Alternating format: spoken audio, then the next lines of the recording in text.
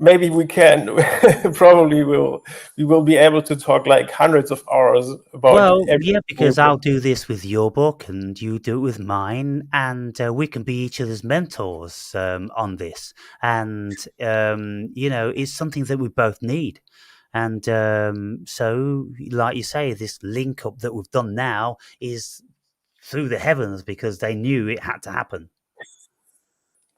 It will be great fun for me to do this with you, to talk with you about all of it. Yeah. It will be very cool. And so, okay, then, well, we'll wrap this one up in 5-ish sort of minutes, and that takes us up to 2 hours and 25 minutes. Then, yeah, how would you like to finish off? Well, I mean, let's finish off how we came in. It's kind of like, what your notion of God was. The thing is, what's immensely difficult about this stuff is very, very difficult to stay on topic, to stay online. And if we ever did try this, it would be the hardest thing ever because we'd keep having to bring the person back. But they deviate here to make a point and then come back. Okay, let's stay on focus. What is God, in your opinion? You know, this is what I'd really love to do with people. So maybe the next time we speak, what is God? You know, I'll tell you all the reasons why I think God is, X, Y, and Z. And you see if it's feasible. Then you tell me yours and I'll see if it's feasible. We've done a little bit of that in this conversation. Yes. But what we see is that our minds work differently. Mine is a very philosophical mind and spiritual mind. The last mind I have is a religious mind. I really have an abhorrence to dogma and fantasy. I have never read a fiction book in my life except the Bible. Oh wow! At least that. But I did have the staying power to read it in its entirety twice. So, and I have read lots and lots of it. Did you really read the Bible, all the pages? Yeah, every single page from beginning to end twice. Twice even. Yeah. I couldn't do it. Nobody does that. Even I tried, but it was too much for me. Yeah, I did it in 42 days. The last time I did it, and then after that, I read all the New Testament, and then went back and the prominent Old Testament books which were apparent. So I've probably read the Bible in itself in its entirety, let's say 10 times over the years. Listened to hundreds and hundreds of scholars and different opinions on this stuff. So I do know it quite well. Wow. Then you must know a lot more than me. But I don't know. It will become apparent, I suppose. But because of this, and because of my psychological background, I can see that the Bible is written as the world's first psychology book. That's what it cries out to me. It's just psychology for people 2,000 years ago who were working in the fields. It's basic cognitive behavioral therapy. And the 10 Commandments, for goodness sake. It's like the 12 rules of fucking life in Alcoholics Anonymous. What you can do and what you can't do. It's elementary. But then you see, being philosophically inclined, I can look at it from that realm. Then being spiritually inclined, I look at it from that realm. I see the Bible in so many dimensions.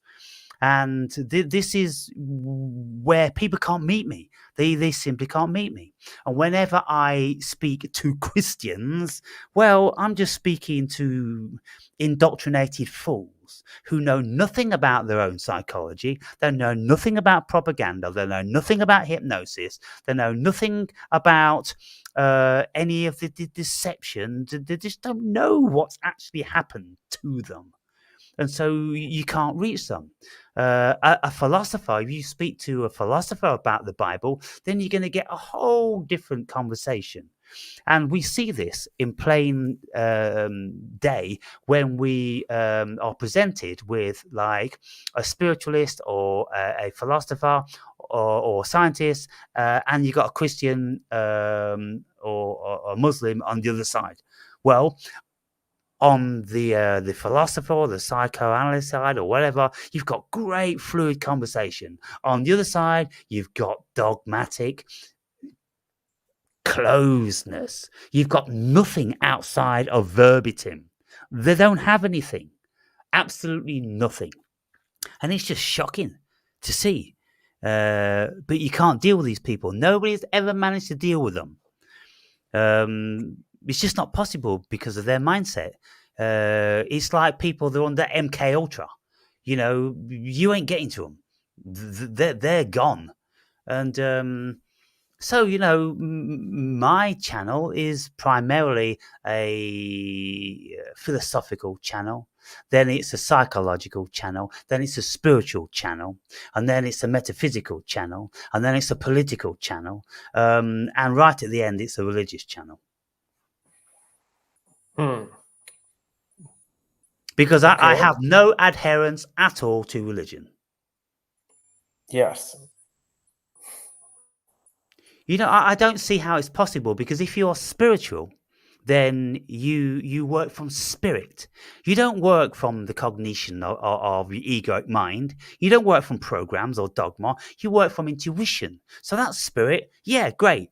I can read the Bible from that perspective, and I have done, and I found certain truths. There is no truth whatsoever when you read it from the dogmatic, egoic facet, because you can see that that is been entirely designed to close people's minds down.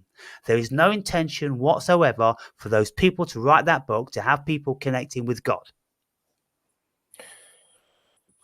For me, it's a challenge. And I see through these barriers to the human beings from the heart.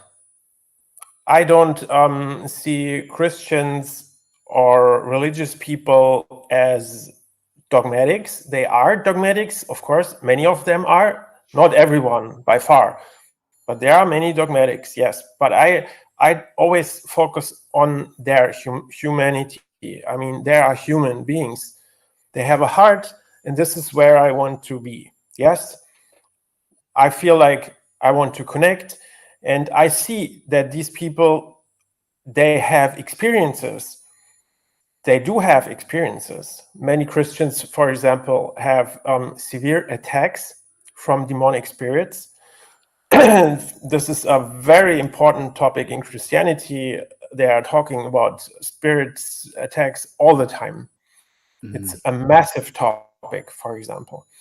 And why? I mean, why are these people attacked? This is very interesting. Or if you look at exorcism, it's also very interesting. The opinions of Christians about these things, they are related to spiritual experiences.